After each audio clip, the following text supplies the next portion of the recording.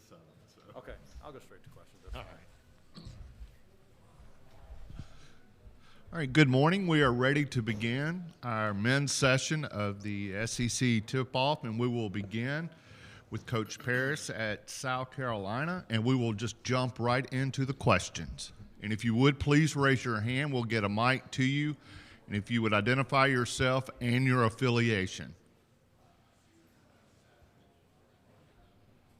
In the back, Bob Holt.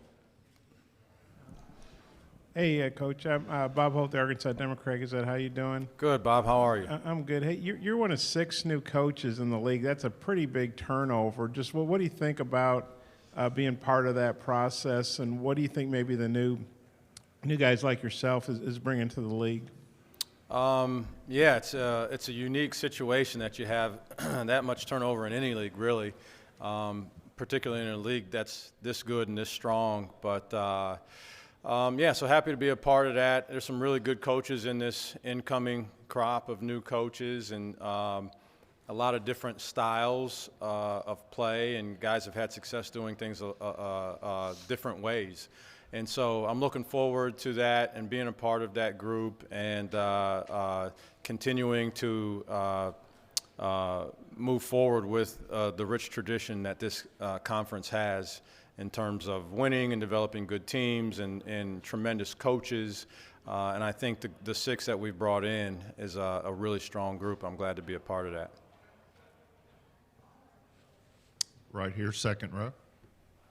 Colin Taylor, Gamecock Central. I guess, Lamont, last week you said this year's kind of about instilling some of the things that are going to be part of your DNA in this program. What are some of those things you want to be kind of part of your DNA and your culture? Yeah, I think just competitive nature all the way around on both sides of the ball. I think that normally shows itself defensively more so than anything, because if you're extremely competitive, you'll force yourself to do some things that you may not want to do that are going to be important to winning games, like blocking out or taking a charge or some of the things. I don't think as a competitor you have to talk yourself into shooting the ball better or more often. So yeah, I think that's a big part of it, just our competitive spirit, particularly on the defensive end. I think connectivity, I think unselfishness offensively.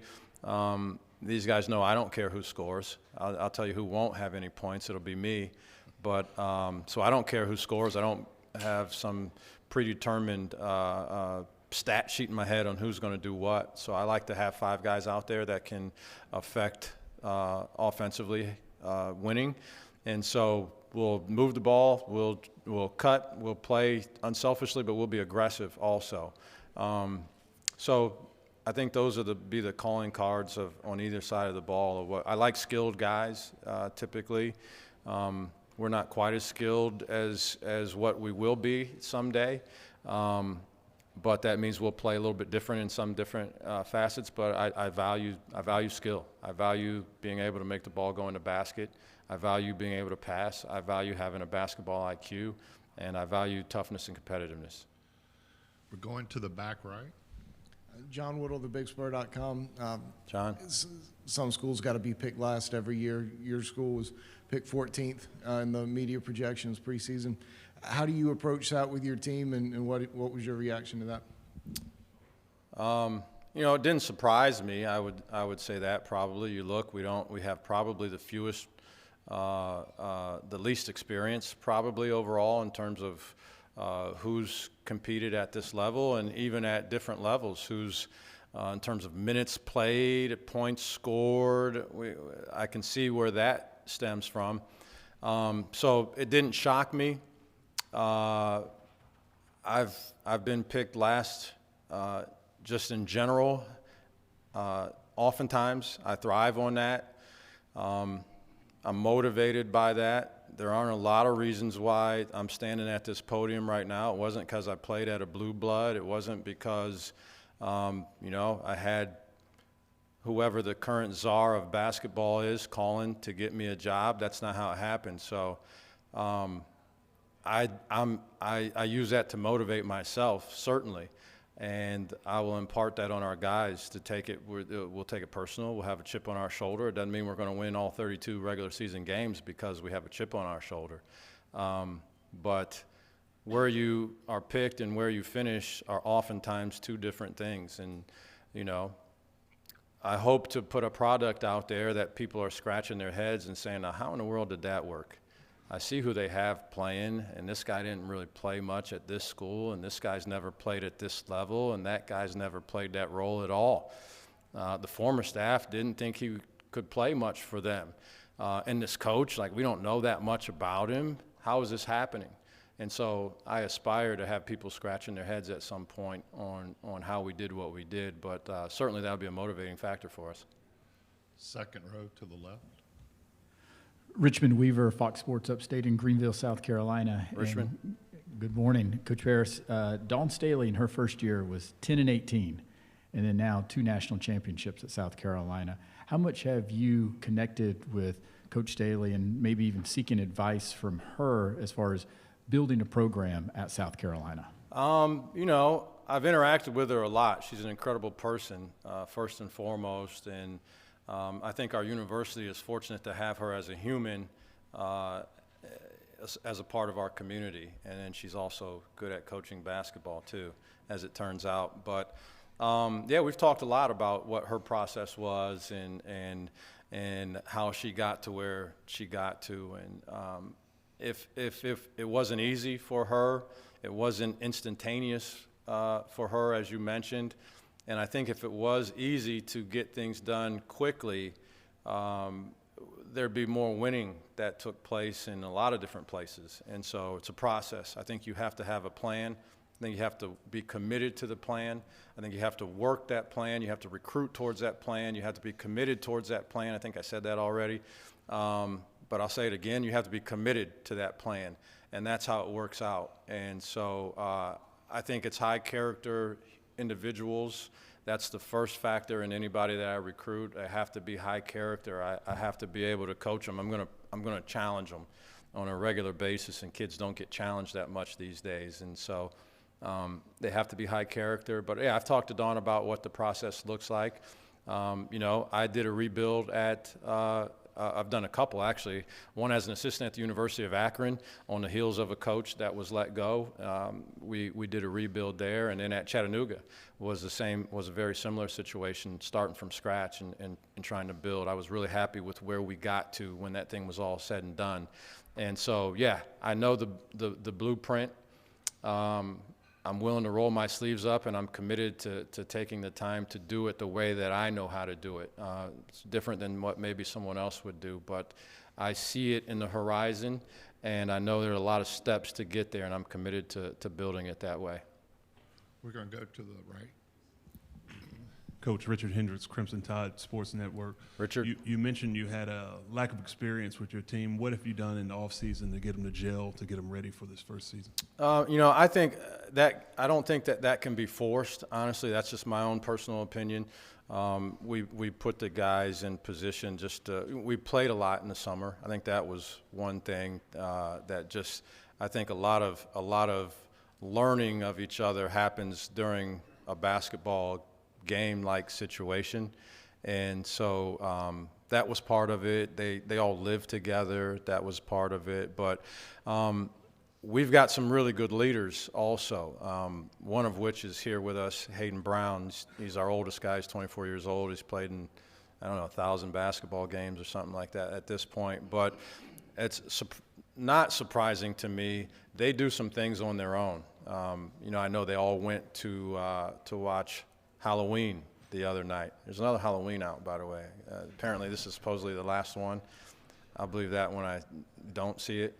But, so they all went to watch Halloween together. They have meals at places. This is not something that I suggest. It's not something that I force upon them. I just think it's hard I think it has to happen organically. And I think it happens when you have all these new faces. It happens because you have good leadership, and I do think we have that in our group. Going to the front. Good morning, Coach. Good morning. AP How are you? Stedham. Very good. Thank you very much. AP Stedham, WHEP. AP. Coach, who are some of the coaches you admire and you've learned from in the past? Yeah, I would say I've probably taken a little bit of everything from all the coaches that I've worked for. It was funny, we were talking on the way here even, you know, last year at Chattanooga, we won the regular season and the conference tournament. And we've done that at most places I've been. Most places I've been, we have done that in the same season. Won the regular season championship and the conference championship. So I only mention that not to pat myself on the back. I happened to be along the ride for the ride in those places, but I learned a lot. There was a lot that had to do with who your guys were and what they were about and how you got to winning and what the makeup of that looked like. So there were a lot of guys along the way. You know, Bo Ryan would be one that everybody knows of, a Hall of Famer, and he'll be down to a couple games, and you know, but Gary Edwards, who just retired from Francis Marion in the state of South Carolina, was a guy that I worked for and is a good friend, and learned a lot from him. We did a lot of winning at IUP, same deal, won regular season and conference tournament in the same season there. Keith Dambrot, who's at Duquesne right now, is a really good coach. We are stylistically really different in a lot of different ways, and the way we address our student athletes is probably completely different. But there's something to the winning that we did at Akron and that he's done at Duquesne. A lot of guys, Bill Fenlon, just everyone that I worked for, Steve Moore, who I played for and worked for, who's another Hall of Fame type coach. I've been around a lot of winning. And I would say had the fortune I'm a lifelong learner. I've taken a lot of things. My message and how I present the information is going to be completely different than all of those guys. But there's something in the sauce of that much winning that's taken place, and I've tried to identify what those things are and take those with me. Thank you. Hey, Coach, Phil Kornbluth, Sports Talk Media Network. Phil. Back in Columbia. What's the health of your team as you look towards the start of the season? Anybody dealing with anything that's going to slow them down? And number two, how deep do you think your bench will go? How many players do you feel like you can run in and out in a typical game? Yeah, a couple good questions. One, we're nicked up. There's no doubt about that. I think probably everybody's dealing with something right now. But we've had a couple, serious injuries. We had one season-ending injury to one of our players who was, one of our most seasoned veterans. And so that hurts us without a doubt. But then we have a couple other guys that are just, have some bumps and bruises that they've missed a couple practices here and there. Hayden Brown being one of them. But we're looking forward to getting our full complement of guys back and healthy and ready to play. But in terms of how deep we'll be, it's a good question. We'll see as we go. I like to play guys. I like to play a good number of guys. Even if some guys, I like to play a consistent number of guys throughout the season. In fact, even if some of those guys only play 6 minutes, I usually don't have a lot of guys where your average is going to be 9 minutes a game, right? And that looks like oftentimes it's 4 minutes, a couple times it's 23 minutes. I typically don't do that. I've been more around developing guys in a way that, hey, you're only getting 7 minutes, but you're getting 7 minutes every single game. That's what I like to do in order to help guys develop. I think they develop better under those circumstances, knowing that they're going to get their shot. So we'll see how deep we are, who can pick up on some things, who contributes to winning. The more guys contribute to winning, there's value in some of the smallest things that you can possibly do. Blocking out, right? They got a guy in this league that's a tremendous rebounder, right? One of the best ever possibly at Kentucky. And so if we can get a guy out there that can just – all you can do is be the greatest blocker outer that ever blocked out. There's some real value in that, right? And so we'll figure out what that looks like. But I hope it's around, if we can get 9 guys that can consistently – we have some good young guys that maybe in November won't contribute as much to winning, but I suspect in February they will. So we're going to throw guys out there even for small amounts of time consistently so that they can develop. Second row right here. Right here, second row. Kyle Tucker with The Athletic. A couple of big Kyle. picture college basketball things I wanted to ask you about. There's Sure. kind of a movement for summer basketball. I wonder how you feel about that. And then there's at least some buzz now about expanding the NCAA tournament field, and just your thoughts on that as well. Yeah, the summer basketball thing is intriguing. I'm really interested in that, to be honest with you. I think it's a time that we can put a spotlight on college basketball. I also find myself searching for something on TV once the NBA playoffs are over. I don't know what to watch, honestly.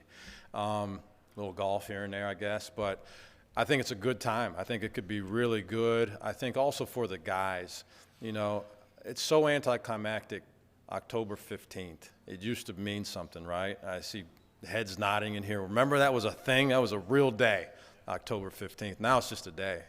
And so the guys have been doing so many workouts and small group stuff and limited hours here and there. It's almost all year round. So I think it's a good carrot for those guys to have something really to look forward to in the summer, and playing some real competitive games and figuring out where you are, and then attacking and addressing some things that you didn't do quite as well at that time. So I'm a proponent for it. I'm intrigued by it. I never really came across my desk until fairly recently, but I'm really interested in that.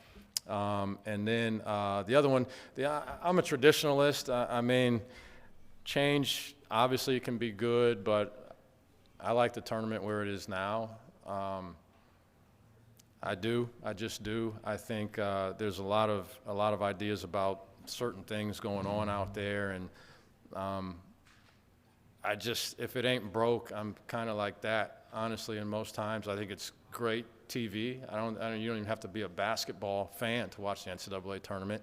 And so the question is, adding more teams, does it enhance that potentially? Somehow, it's already pretty good, it seems like, right?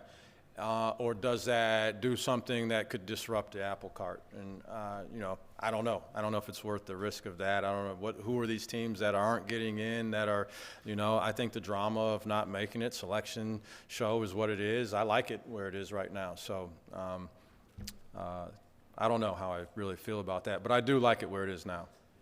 Right here, second row. Richmond Weaver again, Fox Sports Upstate in Greenville, South Carolina. And you guys are participating in the inaugural Greenville Winter Invitational. Your thoughts on participating in an event like that and what it means for the state of South Carolina to host that? Yeah, I think it's really good for the state. This state it's got some real good tradition in basketball. And I think it gets overlooked. I think you look at the Ja Morants or the Zions of the world, and it's kind of like, there's some good players in South Carolina. But there are a ton of good players in this state. And so I think it's really good. I think it's really good for the state. There's really some really good basketball. If you look at all the teams in the state also, even the mid-major teams are really competitive, good teams. And so I think it'll be a good event for the people in the state trying to, again, tap into that basketball fever. And I think it's in this state. Our fan base has been really good. And so I'm looking forward to it. Back here. Coach Joe Cox, Saturday Down South. Joe. I can't pretend to be a great scholar of Akron or Chattanooga, but I've listened to you say you're going to rebuild how you know how to rebuild. Yeah. But how much different is it to rebuild with a 5-star recruit, Mr. G.G. Jackson, who's all everything? How does that change your plan? Well, it doesn't hurt the rebuild process. I can say that with 100% certainty. So there's a little bit of a couple differences in guys that are of that ability, particularly when it's that type of potential, right? I've coached guys like Frank Kaminsky, who was the player of the year and the best player in the country, right? So, but that wasn't potential. It's right there in your face. He's going to go out there tomorrow and make things happen in a way that's going to allow you to win basketball games. You can count on that. And so it's a little bit different when it's even a higher level of potential than that. But so just trying to bring a guy like that along and challenge him and give him the freedom and the flexibility to go out there and fail. Yeah, not succeed. I think if you fail enough, if he fails enough and responds to that failure enough, successes will happen on a consistent basis. So giving him an environment to fail in and knowing that it's okay to fail because you tried something that you've been wondering if I can do that. So, but that's a part of it. I think the other pieces are the biggest part of it. When you're talking about long-term success, right? If it's short-term success, you put all these pieces together, and it's like dice, and you roll them, and you see if it comes up the way that you want. And if not, you try it again the next year, versus having real pieces that you can count on, that have been in the system, that know terminology, that read. So you get to a point where you're fine-tuning things with those guys. Even if they're not outwardly your most talented guy. There's a lot of roles, no one role. Tom Brady's pretty good, right? You know who his center was? Yeah, you don't. Right? But I would guess that guy's got a pretty important job. So you got to have a lot of guys that make this whole thing go, and then you sprinkle in guys like that. That'll be, that gives them the environment to go out there and again, be creative and do what they do well. Okay, we're out of time. Thank you, Coach. Thank you, guys.